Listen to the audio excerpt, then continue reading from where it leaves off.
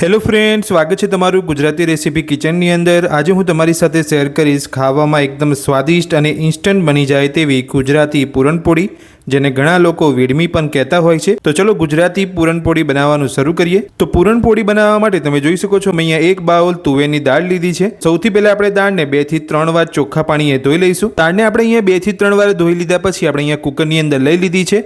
તો હવે આપણે કુકરની અંદર 1.5 ગ્લાસ જેટલું પાણી ઉમેરીશું। સાથે જ 1 ચમચી ઘી ઉમેરીશું અને બધું સરસ મિક્સ કરી લઈશું। તો હવે આપણે દાળને બાફી લઈશું। તો દાળને બાફવા માટે કુકરનું ઢાંકણ બંધ કરી અને ગેસની મીડિયમ ફ્લેમ પર 3 થી 4 વિસલ કરી લઈશું। તો આપણી દાળ અહીંયા બફાઈ રહી છે ત્યાં સુધી આપણે પૂરણપોળીનો લોટ બાંધી લઈશું। તો પૂરણપોળીનો લોટ બાંધવા માટે એક વાસણની અંદર 3 વાડકી જેટલો ઘઉંનો લોટ લઈશું।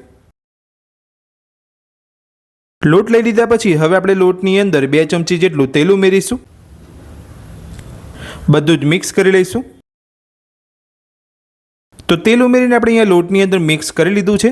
તો હવે આપણે લોટની અંદર થોડું પાણી ઉમેરતા જઈએ અને મીડિયમ ઢીલો લોટ બાંધી લઈશું।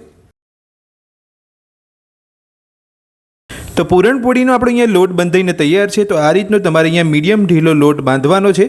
તો હવે આપણે લોટને ઢાંકીને સાઈડમાં રાખીશું અને જે આપણે અહીંયા દાળ બફાવવા મૂકી હતી તે કુકર આપણું ઠંડુ થઈ ગયું છે। તો તેને ચેક કરી લઈશું। તો 3 થી 4 વિસલ કરી લીધા પછી આપણી અહીંયા દાળ બફાઈ ગઈ છે। તો હવે આપણે દાળને ચેક કરી લઈશું। તો તમે જોઈ શકો છો દાળ એકદમ સરસ આપણી અહીંયા બફાઈ ગઈ છે। તો હવે આપણે દાળને ઠંડી થવા દઈશું। તો બધી જ દાળ આપણી એકદમ સરસ અહીંયા ઠંડી થઈ ગઈ છે। તો હવે આપણે દાળને મિક્સર જારની અંદર લઈ અને પીસી લઈશું। તો બધી જ દાળને આપણે અહીંયા પીસી લીધી છે। બધી જ દાળને પીસી લીધા પછી હવે આપણે દાળને કૂક કરીશું। તો દાળને કૂક કરવા માટે તમે જોઈ શકો છો, મેં અહીંયા એક કઢાઈ લીધી છે।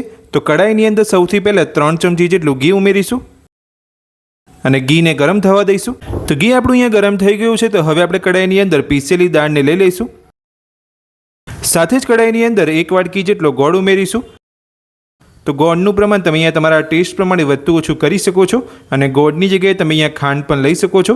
તો હવે આપણે બધું જ અહીંયા મિક્સ કરી લઈશું। તો બધું જ આપણે અહીંયા મિક્સ કરી લીધું છે। જો તમે મારી આ રીતે પૂરણપોળી બનાવશો તો ખૂબ ઓછા સમયની અંદર અને ખૂબ ઓછી મહેનતની અંદર તમારી પૂરણપોળી બનીને તૈયાર થઈ જશે। તો હવે આપણે આ રીતે હલાવતા જઈએ અને ગોળને ઓગાળી લઈશું।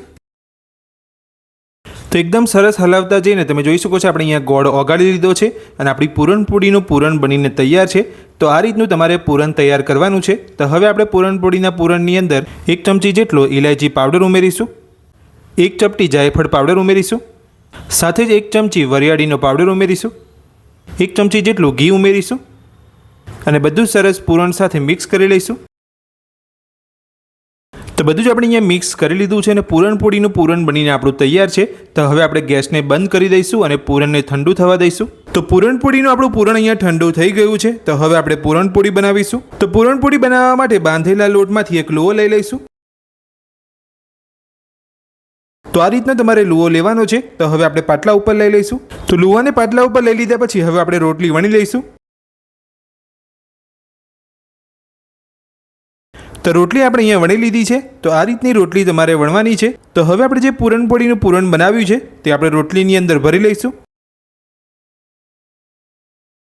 તો આ રીતે રોટલીની અંદર પૂરણ લઈ લીધા પછી હવે આપણે રોટલીને ચારે બાજુથી કવર કરી લઈશું। તો આ રીતે તમારે વધારાનો લોટ કાઢી લેવાનો છે। તો પૂરણપોળીનો લુઓ બનીને આપણો તૈયાર છે। તો હવે આપણે લુવા ઉપર થોડો કોરો લોટ ભભરાવી અને પૂરણપોળી વણી લઈશું। તો આ રીતે તમારે પૂરણપોળીને હલકા હાથે જ વણવાની છે। તો પૂરણ ભરી અને આપણે અહીંયા પૂરણપોળી બનાવી લીધી છે। તો હવે આપણે તવા ઉપર લઈ અને શેકી લઈશું। તો પૂરણપોળીને આપણે અહીંયા તવા ઉપર લઈ લીધી છે। તો હવે આપણે પૂરણપોળીને એક બાજુ થોડી શેકાવા દઈશું। તો હવે આપણે પૂરણપોળીને પલટાવી લઈશું। તો તમે જોઈ શકો છો આપણી પૂરણપોળી અહીંયા થોડી એક બાજુ શેકાઈ ગઈ છે। તો હવે આપણે એ જ રીતે બીજી બાજુ થોડી પૂરણપોળીને શેકાવા દઈશું। તો હવે આપણે પૂરણપોળીને બીજી બાજુ પલટાવી લઈશું। તો આ રીતે તમારે પલટાવતા જઈને પૂરણપોળીને શેકવાની છે। તો હવે આપણે પૂરણપોળીની ચારે બાજુ ઘી લગાવી લઈશું। ચારે બાજુ ઘી લગાવી લીધા પછી હવે આપણે પૂરણપોળીને ફરીથી પલટાવી લઈશું। તો તમે જોઈ શકો છો એકદમ સરસ આપણી અહીંયા પૂરણપોળી ફૂલી રહી છે। તો હવે આપણે ફરીથી પૂરણપોળીની ચારે બાજુ ઘી લગાવી લઈશું। તો હવે આપણે પૂરણપોળીને પલટાવી લઈશું. તો તમે જોઈ શકો છો એકદમ સરસ આપણી અહીંયા પૂરણપોળી શેકાઈ છે. તો આ રીતે પલટાવતા જઈ અને ઘી લગાવીને તમારે પૂરણપોળીને શેકી લેવાની છે. તો એકદમ સરસ પૂરણપોળી બનીને આપણી તૈયાર છે. તો આ જ રીતે આપણે બધી જ પૂરણપોળી બનાવી લઈશું. તો ખાવામાં એકદમ સ્વાદિષ્ટ આપણી ગુજરાતી પૂરણપોળી બનીને તૈયાર છે. તો એકદમ સરસ આપણે અહીંયા પૂરણથી ભરેલી પૂરણપોળી બની છે.